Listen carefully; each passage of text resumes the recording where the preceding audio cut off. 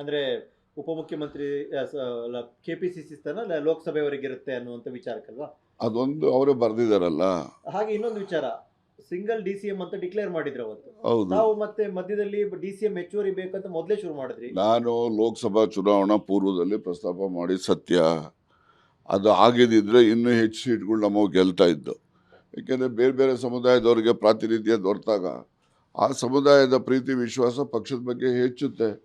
ಇನ್ನೊಂದು ಸ್ವಲ್ಪ ಈಗ ನೋಡಿ, ನಮಗೆ ಕೋಲಾರ ಮತ್ತು ಚಿತ್ರದುರ್ಗ ಇವೆಲ್ಲ ಭಾಳ ಹತ್ತಿರದಲ್ಲಿ ನಾವು ಕಳ್ಕೊಂಡಿದ್ದೀವಿ. ನಾವೆಲ್ಲ ಇಂಥ ಸೀಟ್ಗಳೆಲ್ಲ ನಾವು ಗೆಲ್ತಾ ಇದ್ದು.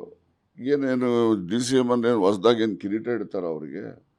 ಏನು ಕಿರೀಟ ಇರೋದಿಲ್ಲ. ಏನಂದರೆ ಆ ಒಂದು ವಿವಿಧ ಸಮುದಾಯದವರಿಗೆ ಪ್ರಾತಿನಿಧ್ಯ ಕೊಟ್ಟಾಗ ಆ ಸಮುದಾಯದ ಜನರು ಮತದಾರರು ಆ ಪಕ್ಷಕ್ಕೆ ಆಕರ್ಷಿತರಾಗ್ತಾರೆ. ಆ ದೃಷ್ಟಿಯಿಂದ ಪಕ್ಷಕ್ಕೆ ಲೋಕಸಭಾ ಚುನಾವಣೆಯಲ್ಲಿ ಅನುಕೂಲ ಆಗುತ್ತೆ ಅನ್ನೋ ದೃಷ್ಟಿನಲ್ಲಿ ನಾನು ಹೇಳಿದ್ದೆ. ಬೇಡ ಅಂತ ಹೇಳಿದ್ರೆ ಬೇಡ, ಬಿಟ್ಬಿಡಿ ಅಷ್ಟೇ. ನಮ್ದೇನು ಅದಕ್ಕೆ ಯಾರು ಈಗೆಲ್ಲ ಅವರು ಓನ್ಲಿ ಡೆಪ್ಟಿ CM ಅಂತ ಹೇಳಿದಲ್ಲಿ ಈಗ ಅದ್ರ ಅಗತ್ಯತೆ ಏನಿದೆ?